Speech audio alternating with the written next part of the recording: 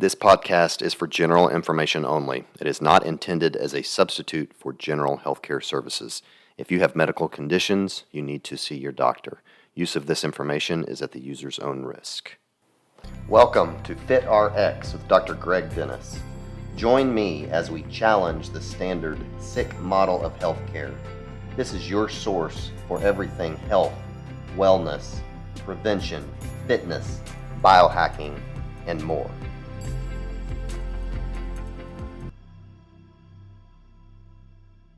Hello, everyone, and welcome to another edition of FitRx. I'm your host, Dr. Greg Dennis.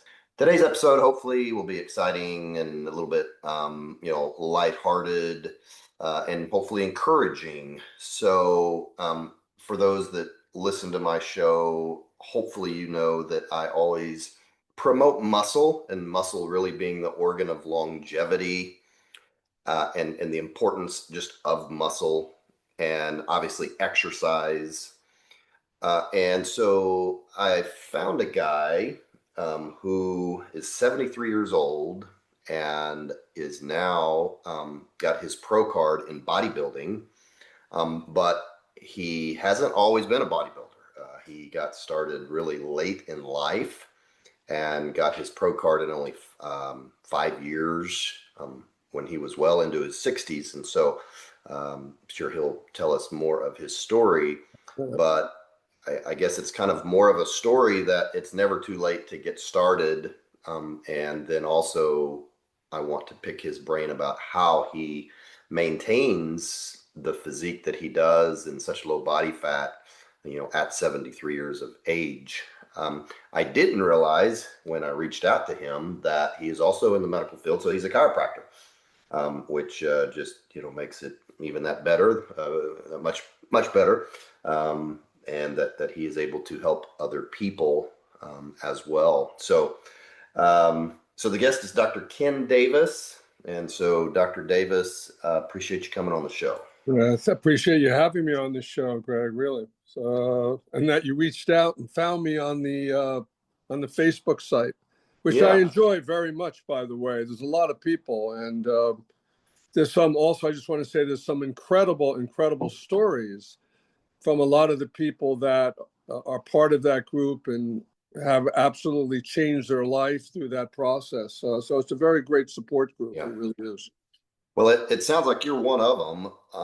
As I mentioned, I'm a big believer in muscle really being the organ of longevity. And, a lot of people as they get older, they just make excuses, whatever, but you're somebody who that's really when you started. So walk us through the process, just kind of, story. your journey. Yeah. How what you were like kind of 20 years ago, what made you get started in kind of weightlifting, and we'll go from there.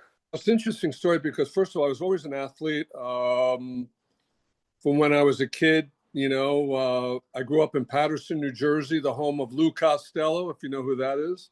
Some of you have Abbott and Costello, the famous comedy group. I always played sports. I tried to be always. I have an older brother, 4 years, so I played football, basketball, and baseball.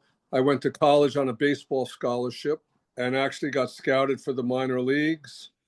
I also am a third-degree black belt in Taekwondo, an avid skier. Just have always been involved in attempting to take care of myself, but always in competition with my older brother. So I always had to be better than him in what it was that he was doing. So also I want to say too, which is interesting, that my Taekwondo, my black belts in Taekwondo.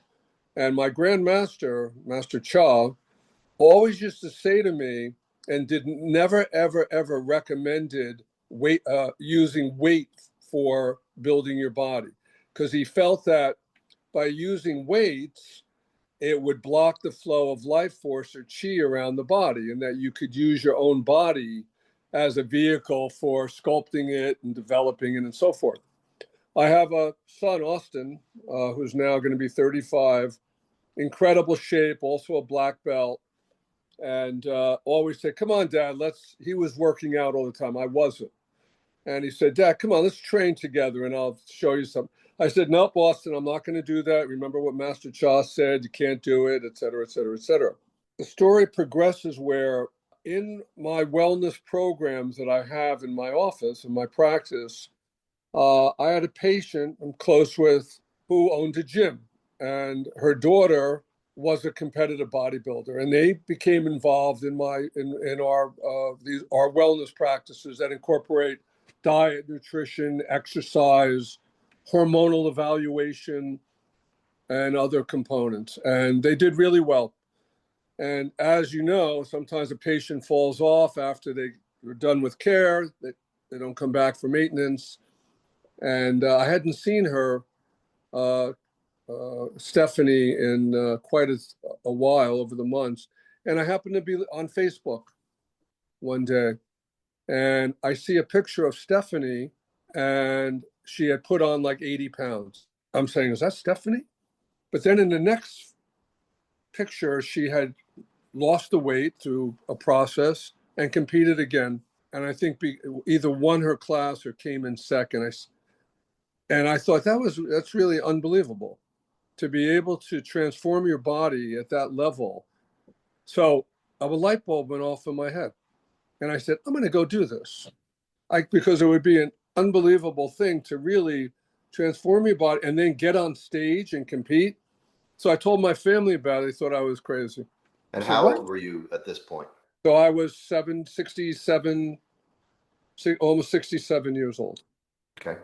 So I call her up, the mother, Kathy, who owns a gym. And I said, Kathy, I want you to train me.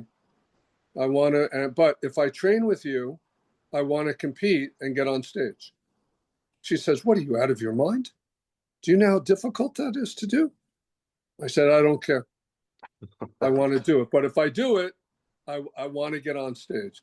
So, and I remember the exact day when it was. So I started to train with her 5 days a week.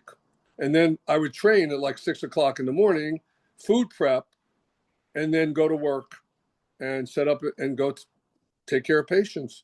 And then I did it. So the months went on. So that was, I remember, it was an April 6th, 2018. And I competed November 10th of the same year. And I looked, it was unbelievable. People couldn't believe it. Hmm. And in Jersey, where I live, a lot of shows are held at in Teaneck, New Jersey. So I competed. The problem is there was nobody, when I registered, there was nobody in the 60-year-old class that I was all alone.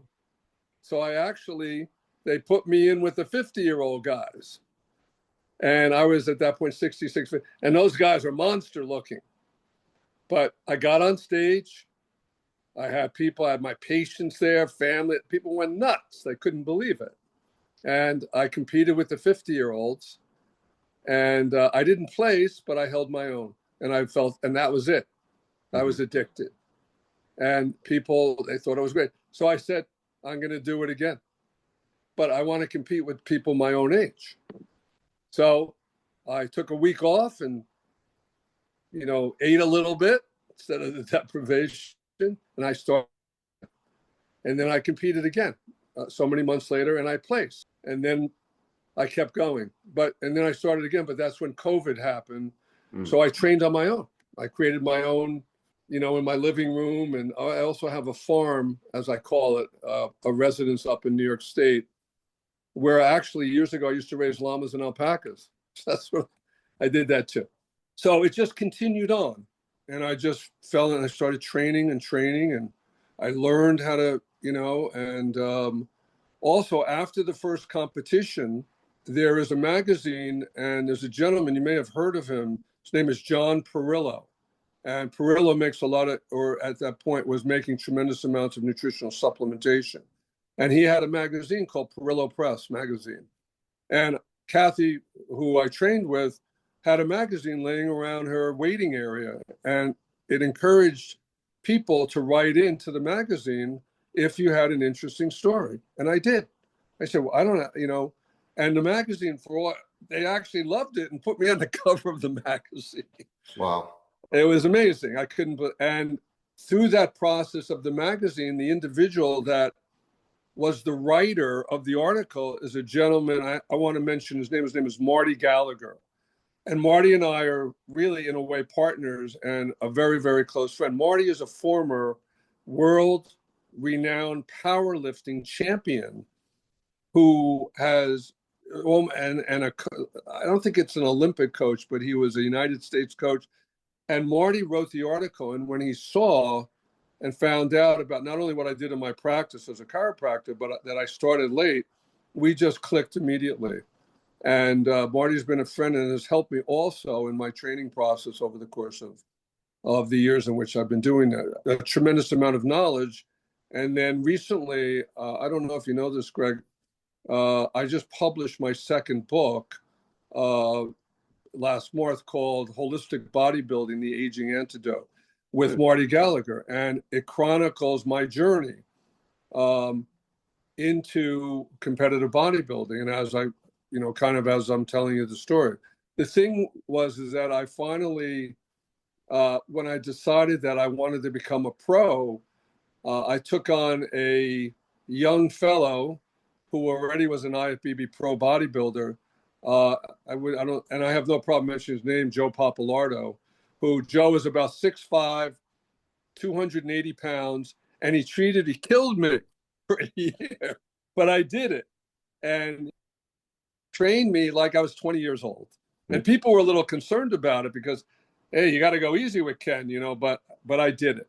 And I got on stage and I said, he got me to the promised land. And Pittsburgh World Masters is normally where most people go. There's several shows a year where you can get your pro card. And that's where I became a pro in that year. And he got me to the pro. And that's it. And I've been going since. Last year, I actually competed in 6 shows.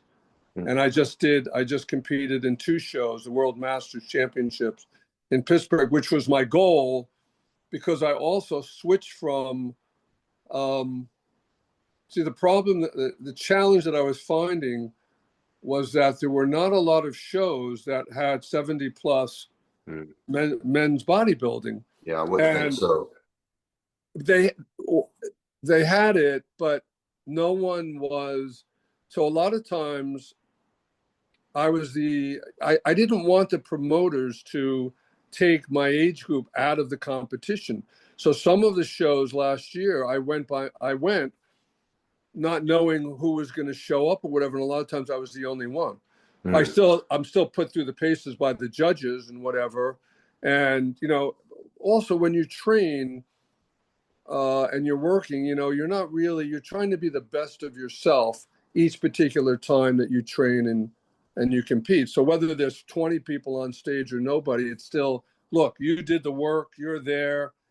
Of course, you automatically win your class, but, it's still a process that you go through. Yeah. And I just competed. After one of the shows, there was no other show that I can compete in. I had a good friend of mine who's an IFBB pro bodybuilder down in Tennessee. And he said, come on, let's go do the Daytona Pro Show. This was a couple of years ago. And unfortunately, I said, I can't because there's no 70 plus class. So one of the divisions, which I now do, is called men's physique. And that's the board short division or whatever. So I said, okay, Ron, you know what I'll do? I'll do the board short division. I never did it before. He says, okay, you'll kill it. You'll do great. I said, okay, sure. So I took a couple of lessons by a pro, for posing, whatever, prior to the show, about a week. And I competed again in the 60-year-old class with 10 guys. And I came in 5th place in my first ever men's physique pro show, which was kind of unheard of. And that was it. So I primarily at this point only do men's physique. I gotcha. I'm not doing men's bodybuilding anymore. And that's what so in Daytona, I took first place, 70 plus men's physique. Yeah. Yeah. So that's the one thing I've done. It was before I turned 50 and it was kind of a bucket list thing. And I did a men's physique Oh, you did? And Wow. I did, yeah. And that was and I did well, but I didn't stick with it, and I don't know that I'll ever do it again. But it did give me a little taste of it. Well, that's a It's funny fascinating. because I say the same thing. It is a bucket. I mean, those are the interests. I tell them it's a bucket list item. You Right. know, if you do it once, but Yeah. Well, fascinating story. Well, I want to ask, so, it sounds like you were in good shape, doing karate and stuff when you got started, but I'm sure, I mean, if your primary thing was probably just putting muscle on. A lot of people just think that you can't put muscle on when you're older, and you were over 65 starting. So tell us about that process. What were you doing specifically? What kind of workout were you doing in the gym? What were you eating to be able to put that kind of muscle on? first of all, they wanted. Well, I wasn't necessarily bulking at that particular time when I first started. It was well, I was very much aware. Yes, I was in good shape. I wasn't at the level of being my percentage of body fat or being lean that Hmm. was required of me at that particular point. So I was continuing to monitor my body fat and whatever, and began to, of course, always increasing my.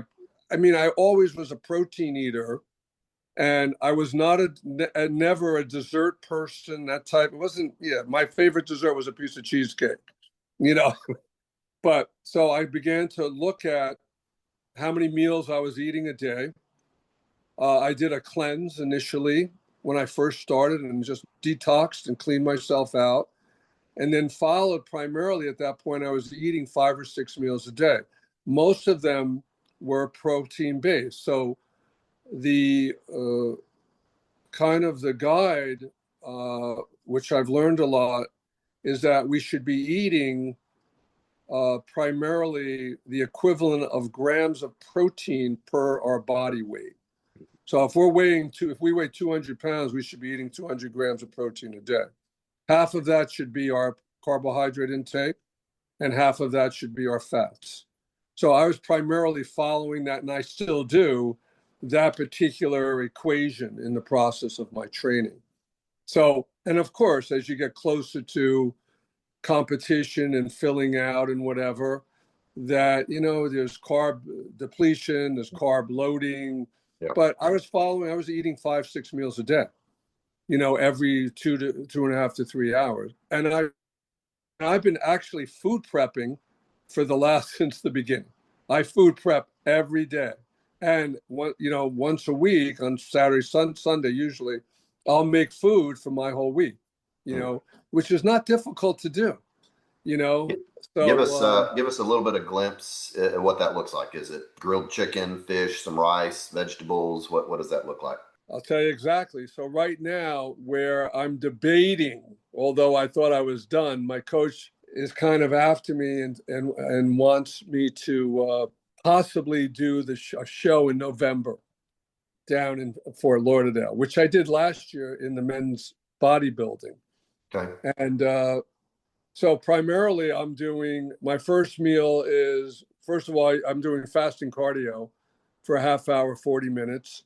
Okay. About I'm doing at least a gallon and a half of water a day, and I start out. So I'm doing my fasting cardio. I start, and then primarily my breakfast meal is so many ounces uh, of an organic natural oatmeal with so many ounces of blueberries. I put in with a little bit of teaspoon of almond butter, and then I'll have so many ounces of egg whites. So that's primarily my major breakfast right there. So 2.5 to 3 hours later is meal number two, which could be chicken, bison, turkey, shrimp, whitefish. Or really, it's my choice with so many ounces of pineapple. It's my second meal. Okay. Third meal, similar protein component, and that's where my basmati rice comes in, so many ounces. This is usually fourth meal, primarily, again, is your protein source with mixed vegetables, more veggies, salad that way. Fifth meal is, again, a protein source of, I may have turkey burgers and with, again, vegetables, salad. And then my last meal is kind of like a skirt steak. And that's when I have my so many ounces of sweet potato with that, the Irish butter. My mind just went blank with some, what's it called? And that's my boom.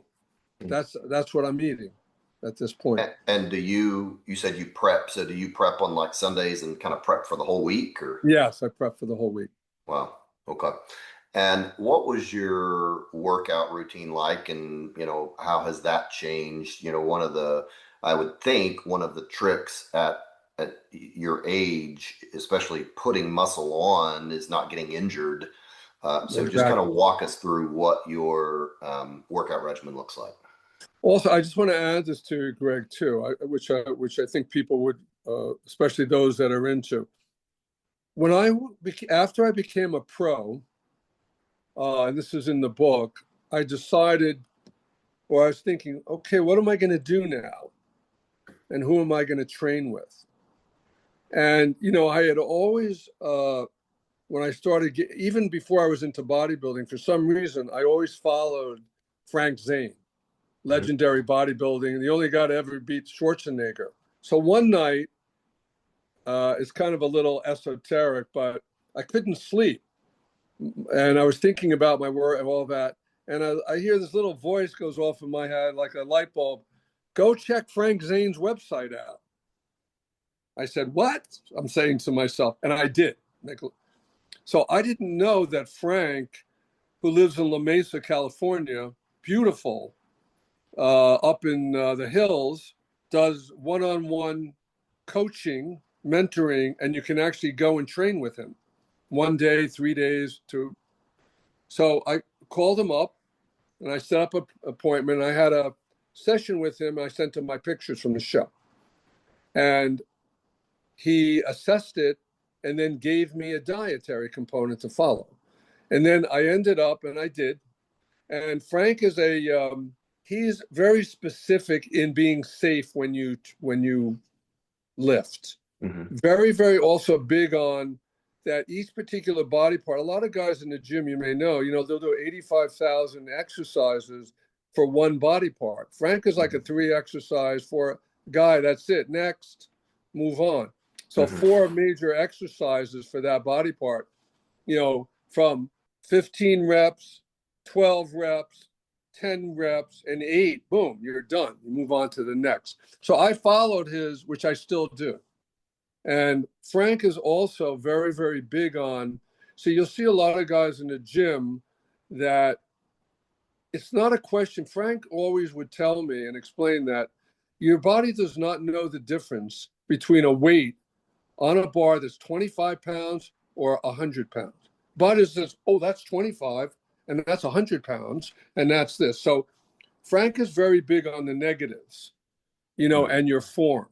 It's Right. all about, because your negatives, it's not, your negatives are what creates muscle hypertrophy specifically. And I really still follow that. And my problem, because of being a doctor, when I'm in the gym and I see people I have to keep my mouth shut Yeah. because I want to help them. You know what I mean? And say, hey, you guys, if you just try this will work better for you. Yeah. But right now, in my training process, it's very specific that most people do. Back and biceps, chest and tricep. Like for example, earlier today, I did chest routine, chest and triceps today. But four specific, it's very specific. I'm not doing 85 different exercises on each, and then I'm out of there. Also, you can do your thing and be out of. People ask me all the time, well, how much time do you spend in the gym? Some people, I can be out of there, my routine within an hour, Mhm. being very specific in my focus Yeah. point. So it sounds like you're doing maybe lighter, a little bit lighter weight, higher reps, but very focusing on very good form. Uh, More lighter as as I get closer to showtime, I do. You know what Yeah. I mean? So I'm trying to, and I know you know this, and one thing that Marty Gallagher, who I mentioned, was that if I want to continue to put more muscle on, which he believes, and I know that even though I'm 73 years old, my genetics, that I still can put muscle on. Hmm. And so if you look at it this way, that if I start for 1 week or whatever, and I'm just making this up, 10 pounds on both sides on the bar, and I'm doing chest press, and I add 10 more the following week. If you add up over the course of the months and weeks how much weight you're really increasing, the body innately, as you know, when there's a stress response, it's going to respond to that stress. Oh, he's lifting more weight, so I better create more hypertrophy and reactivity. It's like a stress response. Oh, Hmm. I'm going to get stronger and I'm going to put more muscle on so I can handle the demand of the amount of weight or the increase in the weight that's being put on in my lifting. And that's what I adhere to a lot. I always try now, I being an off season, I'm going to still try and put more muscle on, Hmm. in my ability to compete with some of these younger guys too. Sure. Not that I'm going to try and compete with the 30-year-olds, but Now, are you still doing mostly free weights? Are you doing compound movements like, bench press, squat, yeah, deadlift? absolutely. I'm doing, Okay. I'm doing dumbbells. I'm doing, uh, as you just said, compound. Yes, I'm doing all Okay. of it. Okay. Wow. Uh, how many, you're 73. I would think it's a pretty small group of people in their 70s that are actually doing competitive shows. Is that accurate or? Yeah, that's accurate. That's why it's age. You know what I mean? Like for example, you may have seen him also, Greg, on the Facebook bodybuilding site. His name is Pete Haina, Haina. And actually, Pete right now is probably being tanned because, because he's competing tomorrow at, which I did actually last year, at the Hurricane Pro down in Florida. And it's only Pete and another gentleman who I actually have competed against. So it's just Pete and him on stage. Hmm. And Pete won the he won the Masters, the Pittsburgh show in men's body. He has an incredible body, Hmm. and I actually someone that we become very very good friends, but someone I competed against. And last year, uh, when I would watch Pete compete, I said, "How the heck does he get his back? His back is unbelievable." So I went down and I actually trained with Pete for 3 days, and he taught me everything. He showed me everything that he does. Hmm. So you're right. There's not many 70-year-olds that are like, for example, the Pittsburgh show in September had like 8 people. Hmm.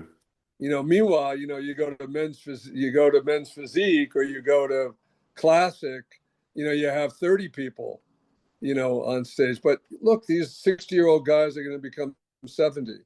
Yeah. They, I'm sure. So, but there's not many.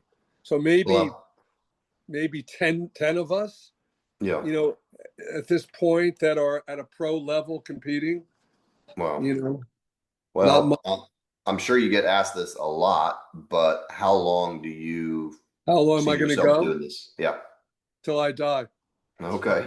So it's not difficult for you to continue that. The The dietary regimen to me is the hardest, where you're prepping and you're just eating, 5, 6 meals a day. No, it's That's like, I'm able to also going back to Zane, Frank told me, he said, Ken, you know enough in all the years now that you've been doing to know what to, how to eat, what to eat, when to eat.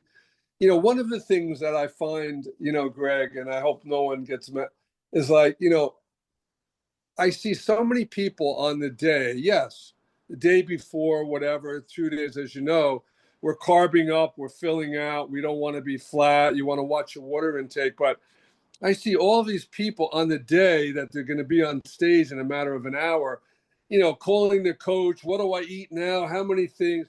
Yeah, you have a rice cake and whatever backstage or whatever, but you already know. And one of the things that Zane was on me about, he says, Ken, look, you know what to do and how your body looks. The biggest thing also I do want to say that Frank always would say, Zane, is that he is a big picture taker. Take pictures often. Look at your symmetry. Look how you look. Look at your back. He would say, most people don't really ever look at their back or enough or take pictures of it to really see what's going on. So, and that's the best. Everybody's different. How do you look? Do you have symmetry? And if it's not, then you make the necessary changes.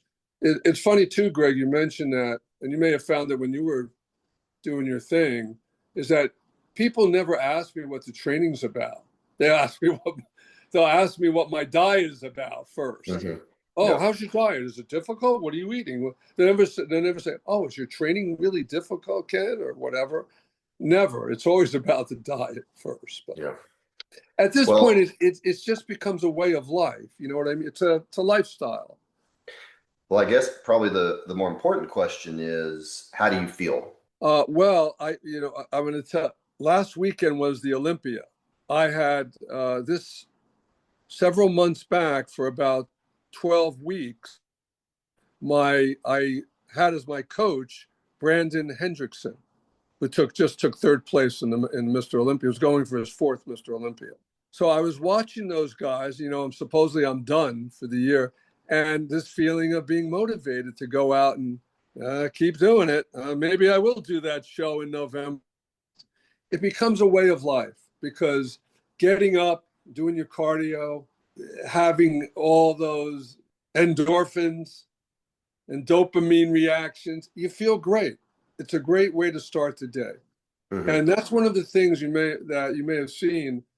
See, being a chiropractor and what I do is always about helping my patients to realize, as you mentioned when we began, that just try and do something, get up and just move your body. Like I try and always be or use what I do as a platform to help my patients and help other people, and to just get them to just try something.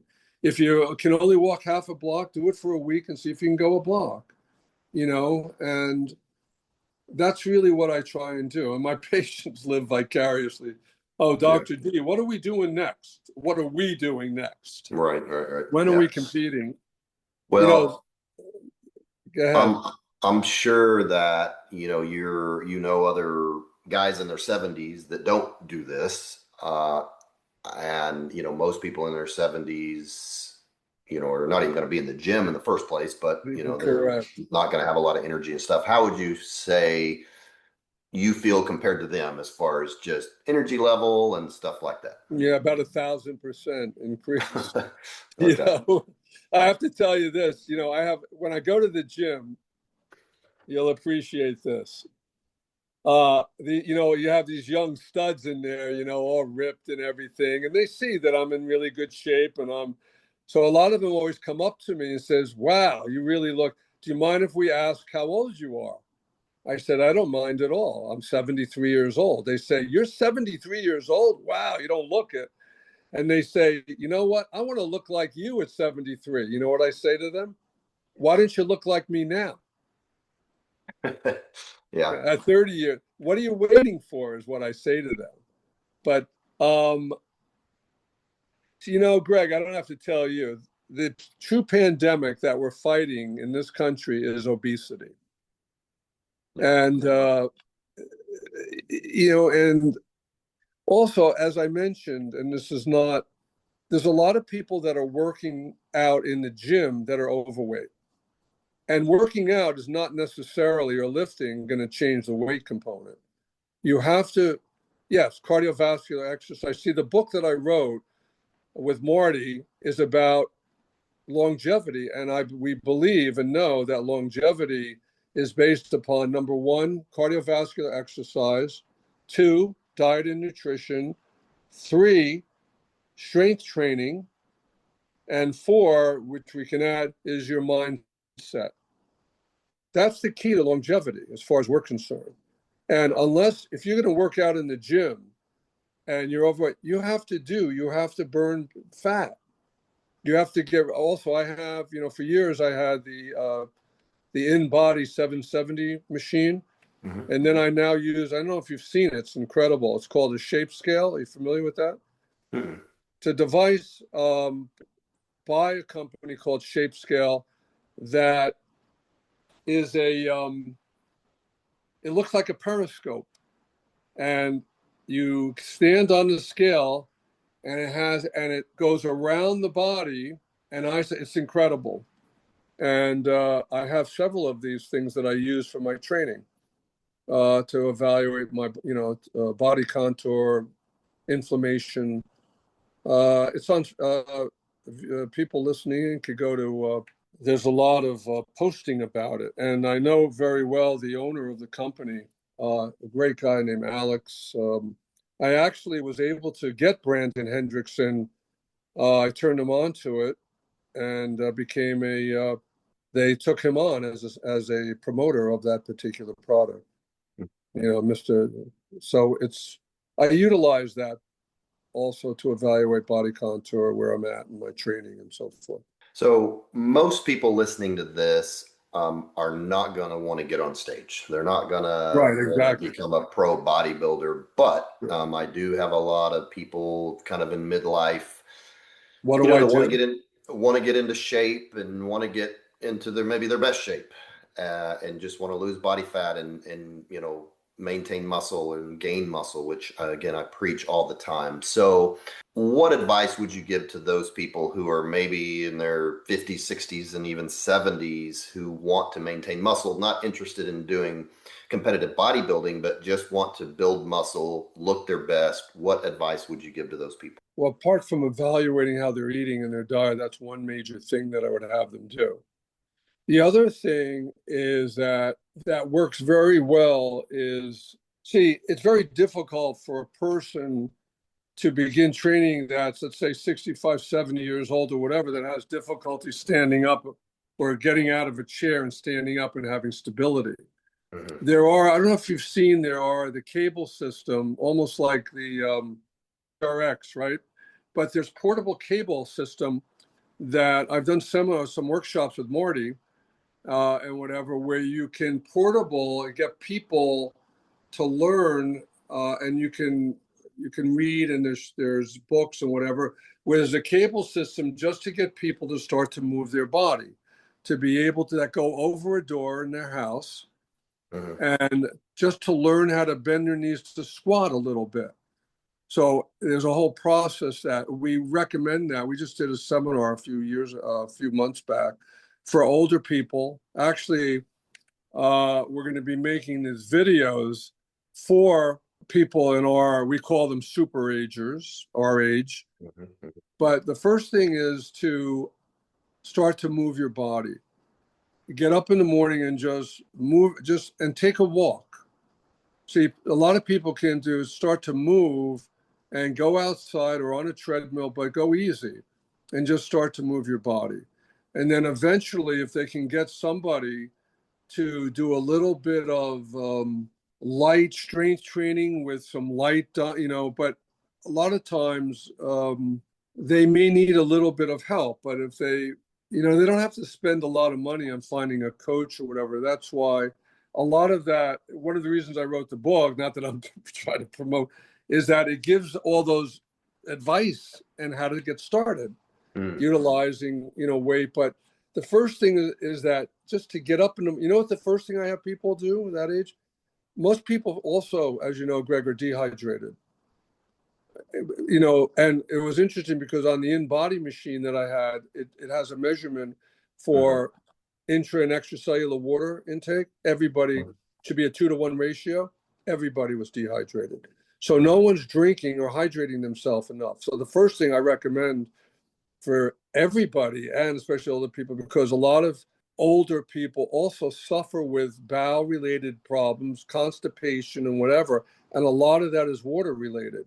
So Mm-hmm. the first thing I tell people, get up in the morning and drink some water, and put something in it, like lemon, and drink it, so many ounces. Then get out, go outside, or go on a treadmill and start at 15 minutes or whatever, and start to walk. Okay, now we're going to increase it. So you feel comfortable? Yeah, I'm okay. I can go 2 blocks. All right, let's go to 3 blocks. So if you take somebody in increments that is not doing anything, then they begin to make changes. Now, for example, having Marty, I've referred a lot of my patients, for example, to him. He lives in Pennsylvania, and he does things with them virtually. Also, you can take an older person and have them do special strength training, exercise, whatever, only once a week, make an unbelievable, just one time a week for about, and this is what he does with a lot of my people that I refer to. I mean, I do it too. I just don't have all the time. And they make incredible gains with some type of strength training exercise. That's what they have. They have to cut their caloric component, get up, even if they did this 5 times, it's to move their body. That's how they start. And then begin to really look at what they're eating and to substitute things that are too refined, as you know, too many fats and whatever. Because most people also, as you know, have, belly fat is the killer today. And too much belly fat is the fat around our organs, which leads to diabetes and cardiovascular disease. And that's what I yell at people out all the time about. So it's starting easy. Drinking water, determined to say, okay, I'm gonna take a walk down the block and back. And I'm gonna do that for a week. It's these little things, and to set ourselves to win. Everybody sets goals initially too high, and then they don't get there, and then they quit. And a lot of times we need also support from the other members of our family. And that's another thing, the mindset element where people say, it's good for you, but I'm too old. I've had enough. I can't do it. But I said, yes, you can. I'm an old guy. I did it. I'm doing it. You don't have to be. I tell them just like, I'm not asking you to be a bodybuilder. I'm asking you to start to move your body. And just stretch it. Even make it very simple at the beginning for them. Yeah, well, good stuff. Very inspirational for not only people like me who love the gym and hoping that I can do this, until I die. So, seeing people in their 70s on the competitive level is inspirational. But I think also for people who are middle-aged who just want to get started and want to get healthier. And it's just, I think the bottom line is it's never too late. Never too late. Yeah, and we didn't even get to a chance. We're kind of out of time here, but you're also a chiropractor and you're still working. But I will put your website if people want to check it out. So it's Davis, DAVISHS.com. Is that correct? Yeah. Also, too, Greg, I have no problem with anybody texting me or whatever, or telling me, "Hey, I heard you on this," and I'll always get back to them. I love to talk to people. I have no problem with it. And just give them my cell phone number. Tell them to text me. I'll get back to them. If I don't answer, leave their name and whatever, and the best time to get a hold of them and their phone number. So I love to do that. I really do. All right. Well, appreciate that. Appreciate your passion about just health and what you've done. What was the name of the book again? Holistic Bodybuilding, HOLISTIC, Bodybuilding, The Aging Antidote, Dr. Ken Davis. And I love that. All right. Well, as we wrap up here, I always ask my guests if they could give us one health tip that would make us healthier today. What would you say to that? I think it's more of a mind thing to realize that you're never, that really age is just a number, that there's never a time you're too old or whatever to be, once you make a decision. See, I believe that once you decide to do something, again, the universe, so to speak, moves around and says, boom, done, let's go. So it's really more of a mindset to realize that, you know what, I'm going to go do this, but I'll start slow and I'll take my time and I'll ask for help, to realization that you can do it. that you're not too old. You can do it at any time you want, because as you know, and I know we're running out of time, I have a group, and I encourage people, called the Aging Antidote on Facebook. And I post a lot of people that are 190-year-old that are running marathons and lifting weights and whatever. So your age is really just a number. It's a mindset, and you can do it, but you just have to take action. And then look for support.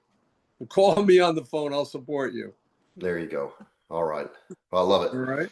Well, great stuff. I appreciate Thanks, Greg, really. sharing your story and the tips and the inspiration. And as always, I appreciate everyone listening. And we will talk to you next time. Okay, awesome.